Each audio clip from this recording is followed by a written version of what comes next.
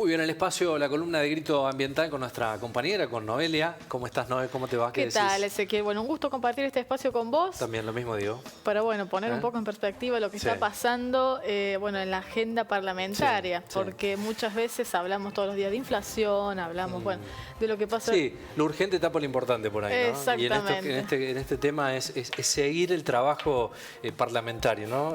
Que, por cierto, en estos temas ambientales se suele dejar de lado, pero son temas súper necesarios. Necesarios, urgentes y que tienen que superar cualquier tipo de grieta, digamos. No estamos hablando de partidos políticos, no estamos hablando de jugadas o negociaciones que estamos viendo que están nublando muchísimos debates importantes, no solo en lo medioambiental, en lo social, en lo político.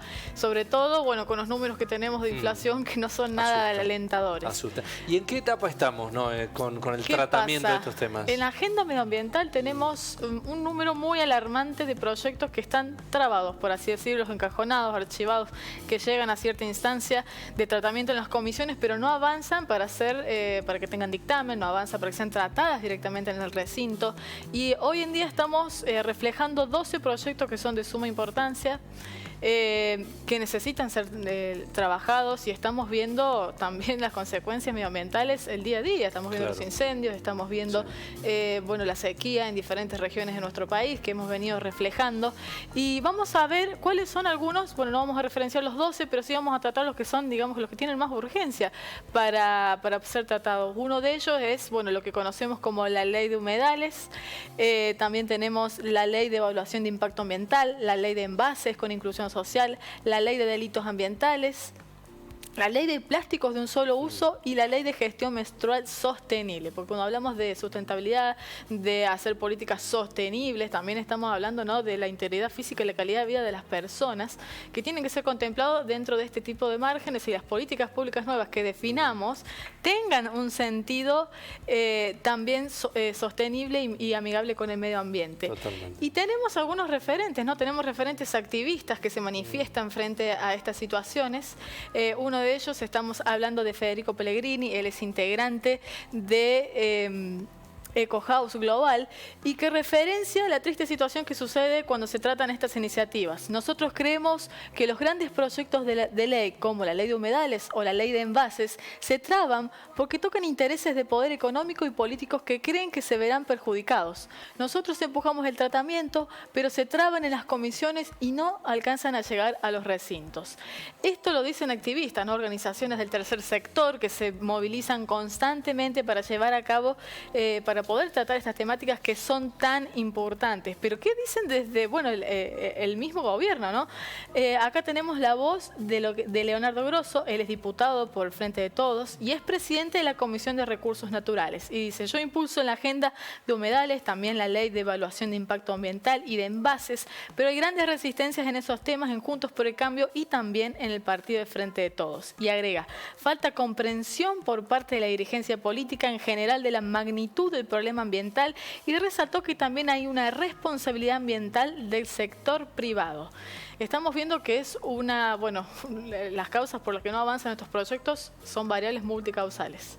No solamente no son escuchadas muchas veces las voces de los activistas, son escuchadas hasta cierto punto, y esto perjudica directamente el tratamiento en comisiones. Como decimos, años de elecciones, de definiciones para el próximo año, y vemos como comentamos, las negociaciones políticas van por encima de las necesidades reales que tienen nuestro medio ambiente. Vos lo has planteado, ¿no?, y también en otras columnas. Esto tiene que ver con trabajos de empresas privadas, de lobbies. Digo, no es casual esta traba, digo, no es por una mera burocracia del sistema, ¿no?, político de la Argentina, sino porque hay todo un lobby económico que está trabajando para trabar este tipo de leyes. Por eso es muy importante darle visibilidad, ¿no?, difusión a estos temas. Así es, porque esto tiene que superar la grieta, tiene que ser una política pública de base. Como reflejábamos hace unos días, Vaca Muerta es un proyecto que casualmente no tiene grietas. Desde el kirchnerismo, el macrismo y ahora Alberto Fernández lo impulsan sin ningún tipo de inconvenientes. Ahí no nadie llega a generar conflictos, y esto es lo que se debería plantear en todas estas pautas que estamos remarcando, que son tan necesarias tratar. Y por esto mismo, ¿no?, hay negociaciones, hay dinero. Muchas veces reflejamos cómo se pone prioridad a la necesidad de la entrada de dólares o de inversiones en el país, pero a costa de ¿qué? A costa de ofrecer zonas enormes sacrificios dentro de nuestro país, lo hemos visto en las zonas de minerías, lo hemos visto en zonas en donde ya el agua no llega o básicamente está totalmente embaucada para proyectos megamineros, y esto no es algo que podamos dejar pasar, no es algo que pueda seguir subsistiendo sin que tenga ningún tipo de penalidad. ¿Y es porque no tenemos estas leyes que protejan estas áreas? Y vamos a repasar algunas. Una de las más alarmantes y las que viene tomando agenda es el uso de plásticos. Hay plásticos que solamente tienen un solo uso. El objetivo de esta ley, ¿cuál sería? Regular, reducir, sustituir y prohibir de manera progresiva los productos plásticos de un solo uso, que son, ¿cuáles son, Ezequiel? Esto que nosotros tenemos.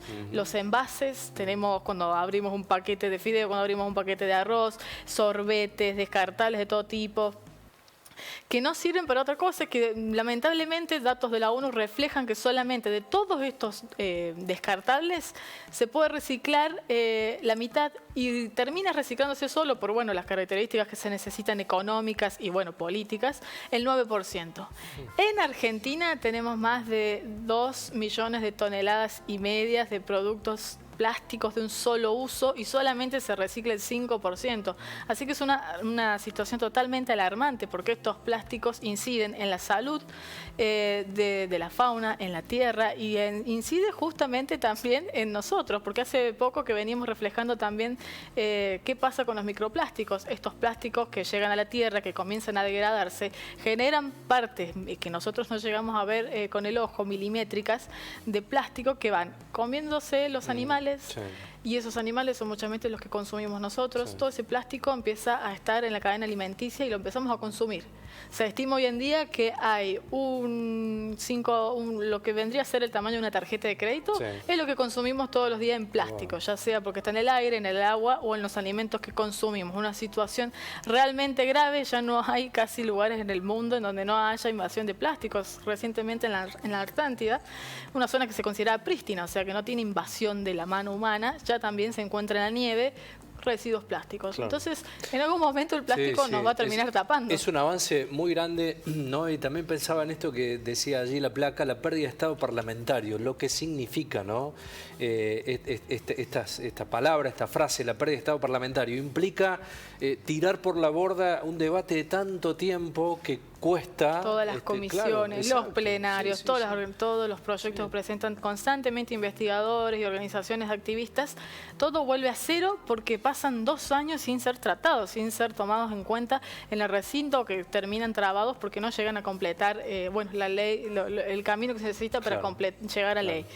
Otro de los temas es, como veníamos comentando, la ley de humedales. La ley de humedales, como sabemos, perdió 3 veces estado parlamentario. Sí, desde el 2013 viene siendo tratada, presentada en comisión y lamentablemente no llega a fin. Ya perdió estado parlamentario el año pasado y se ha vuelto a presentar este año. Este año hay 3 proyectos vigentes, pero aún no han sido tratados por la comisión asignada. Si bien queda este año y el que sigue por delante para poder ser tratada, vemos que hay muchas complicaciones, muchos conflictos, contraposiciones políticas y negociaciones. Hemos visto cómo hemos retratado aquí en nuestra señal, cómo se venden muchas veces terrenos de los humedales. Los humedales ocupan, como vemos ahí, más del 20% de nuestro país. Son zonas que sirven para limpiar nuestro aire, nuestra agua. Son zonas en que existen economías locales, o sea, gente que vive de la pesca de esa región sin ser una pesca invasiva, una pesca para subsistencia. Entonces estamos dejando de lado no solamente la cuestión medioambiental, sino también el futuro de esas familias. Estamos dejando de lado o superponiendo el negocio inmobiliario por sobre la naturaleza, que muchas veces dicen los que investigan, ¿no? Dice, uno ve los humedales y que ve pasto, barro, plantas secas o plantas que por ahí no son muy estéticas, pero en realidad cumplen una función esencial en nuestro ecosistema. Sí. Y hay otra de las leyes que también es urgente que se traten, que es la que sería destinada a los delitos ambientales. ¿Cuántas veces, Ezequiel, tenemos incendio y decimos, ¿y qué pasa? ¿A quién se culpa? por esto. Y cuando se encuentra el culpable, ¿cuál es la pena que se le da? Sí. No hay una ley nacional que rija sobre esto. Hay un vacío legal, hay un gris ahí, sí, totalmente. Sí. Y en cuanto a los delitos ambientales, también hay 6 proyectos vigentes, quedan 258 días para que no pierda estado parlamentario, o sea que este año sería el año que debería ser tratado y debería ser puesto en reglamentación para que ya rijan todo el país. Tenemos zonas que son de inminente contacto. Ahora en Córdoba, por ejemplo, en la sección, en la región pampeana y cuyana, estamos en alerta extrema de incendios. Sí. Y estamos registrando ya estos siniestros que terminan muchas veces en la nada, pero con una pérdida muy alta de daños que se generan en estas regiones. Muchas veces las provincias no tienen los recursos necesarios para afrontar, y esto también es un presupuesto que sería muy interesante que el país tenga dispuesto cuando ocurren estos, a veces accidentes y a veces...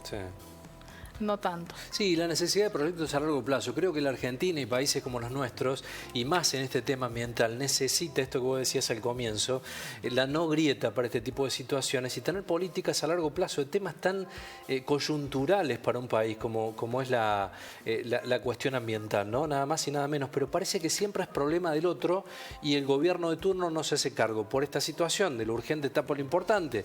Pero 12 proyectos ambientales, digo, y depende de nosotros. ¿Para qué pagamos? ¿Para qué votamos? Depende de cada uno de nosotros exigir que cumplan la función que deben cumplir, ¿no? Cumple, aparte, Ezequiel, vemos las incoherencias. Un día el presidente está en la cumbre climática por el cambio climático y otro día está sancionando una ley de hidrocarburos. Entonces, no encontramos ahí realmente cuál es el propósito sincero del gobierno. Si es, porque muchas veces, ¿qué se siente? Bueno, le decimos que sí, vamos a tratarlo, lo tenemos ahí el proyecto y después esperamos que pierda estado parlamentario y volver a empezar todo eso. Sabemos que la burocracia es necesaria en ciertos aspectos para mantener formas que aseguren la transparencia y la buena forma de esa ley, pero también se juega en contra, ¿no? Esto de ir modificando a favor de las necesidades del momento, y no es algo que realmente se pueda seguir extendiendo. Los números están ahora, tenemos muchísimos investigadores en el CONICET que tienen, proyectos, investigaciones, trabajos premiados que hablan sobre la situación de nuestro país y la situación en general en el mundo, y que estaría buenísimo que los pusieran, que les dieran prioridad y la necesidad de abordarlo legislativamente como se merece. Hay materia prima para trabajar, ¿no? ¿Cómo siguen Grito Ambiental en redes? Grito Ambiental lo pueden encontrar en Instagram, en Twitter y también en TikTok, porque estamos en TikTok porque es aunque no parezca, es un lugar donde hay la juventud se informa, no solamente es video de esparcimiento. Está muy bien, muchísimas gracias, nos vemos gracias siempre. A ustedes. Muy bien, hacemos pausa, ya venimos.